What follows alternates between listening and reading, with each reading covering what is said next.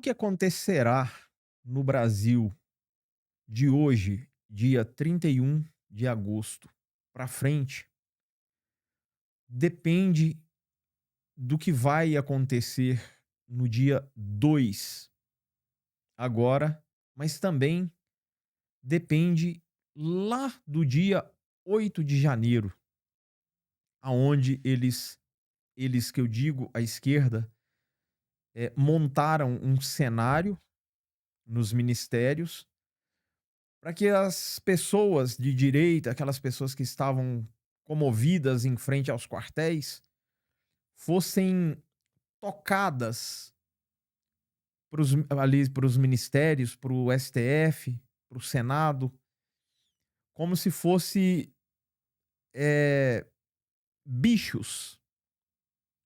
Eles foram alimentados a ir para esse local para que o plano desse certo.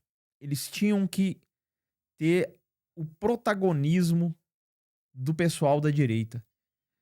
E pasmem vocês, o que poderia ter acontecido nesse 8 de janeiro se não fosse o herói Coronel Naime.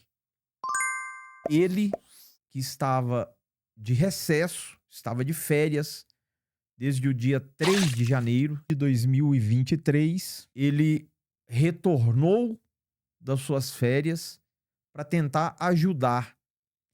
E foi um dos que também entrou nessa arapuca armada pela esquerda. Vamos comentar sobre isso, que é um assunto que está em pauta. Denúncia do 8 de janeiro. Houve ordem para a PM usar munição letal.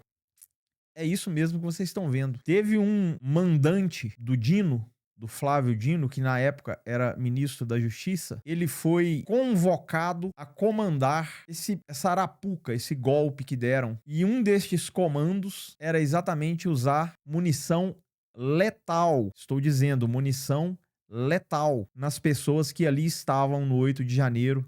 Ia ser uma chacina generalizada. Era o que eles queriam fazer com o pessoal do 8 de janeiro, mas não conseguiram exatamente pela bravura e o heroísmo do Coronel Naime, que segurou a onda, não seguiu a ordem absurda de uma pessoa chamada Ricardo Capelli, que foi instituída no dia 8 de janeiro, para você ver como é que a coisa estava bem programada na mente desses caras. No mesmo dia 8 de janeiro, o Ricardo Capelli foi colocado em um posto aonde ele poderia comandar a PM. E o primeiro comando dele foi: atirem para matar. Usem munição letal. Incrível. Aqui numa reportagem da Cristina Gremel, a gente vê os detalhes do que aconteceu. Um novo e controverso capítulo sobre os eventos do dia 8 de janeiro de 2023 veio à tona, sugerindo que o dia poderia ter sido marcado por uma carnificina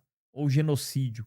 Após os 2 anos e 8 meses dos fatos, foi divulgada a informação que a ordem do então responsável pelas ações de segurança, Ricardo Capelli, interventor da Segurança Pública do Distrito Federal, ele foi colocado exatamente no dia 8 nesse cargo.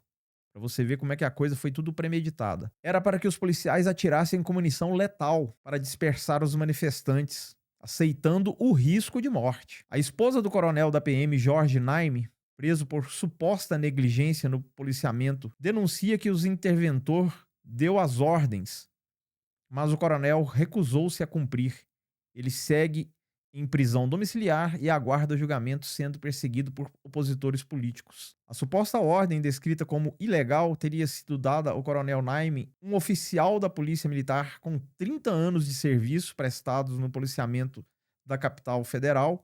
Segundo Mariana Naime, esposa do coronel, Capelli teria autorizado o uso de munição letal devido ao esgotamento das munições não letal, exclamando: "Vamos reprisar o Capitólio e você está autorizado a usar munição letal." Palavras aí do Ricardo Capelli. Autorizou o Naime a mandar os seus comandados a atirarem com munição letal naquelas pessoas que estavam com bíblias, bandeiras e a Constituição Federal debaixo do braço. O coronel Naime, contudo, recusou-se veementemente a cumprir a ordem. Herói. O cara é herói. Ele teria respondido a Capelli que agiria conforme a técnica e a lei e que não obedeceria uma ordem ilegal. Naime enfatizou sua experiência de mais de 30 anos lidando com manifestações nas esplanadas dos ministérios, sem nunca ter precisado recorrer a tais medidas. É importante notar que Naime, chefe de operações da PMDF, estava de férias desde o dia 3 de janeiro e foi acionado para ajudar no policiamento da Praça dos Três Poderes, devido à sua experiência em segurança de grandes eventos. E aí foi uma arapuca enorme que fizeram para ele. Ou seja, eles queriam pegar todo mundo ali que compôs o governo do Bolsonaro e jogou naquele momento ali para arrebentar os caras, colocar na prisão. Se o Naime desse um tiro ali e matasse alguém, ele desse a ordem para isso acontecer e matasse alguém ou várias pessoas ali, eu tenho quase absoluta certeza que aí as tropas, a Polícia Nacional que estava atrás dos prédios ali, parece que tinha do policiamento das Forças Nacional, eu tinha certeza que esses caras iam ser comandados a chegar lá e atirarem nos PMs para falar que estava defendendo o povo. Não seria o cúmulo se isso acontecesse. Bom, ele tentou evacuar os prédios o mais rápido possível e estava avançando com as tropas de forma técnica quando encontrou Capelli. Consequências para o coronel Naime. A insubordinação de Naime é vista por alguns como um ato heróico, que salvou muitas vidas, teve graves consequências para o militar. Semanas depois de ter desobedecido à ordem, ele foi preso sob acusação de omissão no policiamento da praça. Naime ficou meses em regime de solitária e em quartel da PM. Atualmente está em prisão domiciliar com tornozeleira eletrônica, aguardando o julgamento que já foi adiado por 3 vezes. Ele teve seu salário cortado, está impedido de sair de casa para trabalhar e sofre tortura psicológica, com as ameaças de ser reconduzido à cadeia. Foi colocado num arapuca fenomenal aí o coronel Naime, o qual no dia lá do dia 8 foi um herói, né? Porque imagina se ele tivesse efetuado disparo naquele pessoal lá realmente com projétil letal, né? Bravo, bravíssimo aí o coronel Naime. Mas essa é a esquerda que fala que defende o povo e o pobre, né? A situação do coronel Naime se agravou após a sua esposa Mariana Naime trazer à tona publicamente essas informações cruciais em entrevista. Em resposta a um amigo de Ricardo Capelli, teria solicitado ao ministro Alexandre de Moraes que o coronel fosse reconduzido à prisão. Ou seja, estão querendo prender ele de novo. Este pedido é considerado uma aberração jurídica pelo advogado de Naime, pois o feito por uma federação de associações de praças das polícias estaduais, através de um policial de baixa patente identificado como Cabo Vitório. O cara é um cabo, me parece que esse cabo aí faz parte da turminha da esquerda e participou por uma vez aí, tentando ser vereador, não conseguiu. E tem algumas rixas internas dentro da polícia aí, que esse cara esse Cabo Vitória é um tremendo babaca. E aí ele tá acionando o STF para prender novamente o coronel Naime. Ele tá em presídio domiciliar e ele tá forçando a barra aí para prender ele de novo, levar ele pro presídio. O advogado de Naime esclarece que essa federação não possui legitimidade para intervir em um processo penal dessa natureza e que o pedido, que não partiu do Ministério Público, representa uma tentativa de coação e de calar a esposa do coronel por expor fatos verdadeiros, já contidos em depoimentos gravados no processo. Cabo Vitório é descrito como alguém com histórico de processos de ataques contra diversos oficiais e que, após filiar-se ao PSB, partido de Capelli, mudou sua postura de denunciar a PMDF como bode expiatório no 8 de janeiro para defender o interventor. Essa aí é a esquerda que sempre está querendo ficar no poder e fazer os idiotas de mais idiotas ainda, né? A busca pela justiça e pela verdade. Enquanto a verdade sobre o 8 de janeiro de 2023 continua a vir à tona, a história do coronel Naime é apresentada como um exemplo de heroísmo e resiliência diante do que é caracterizado como justiça persecutória, vingativa e fora da lei. O caso levanta sérias questões sobre o Estado de Direito e a necessidade de responsabilização por abuso de autoridades, com apelos para que o Congresso Nacional atue pela pacificação do país e pela retomada da justiça equânime. Bom, pessoal, é isso.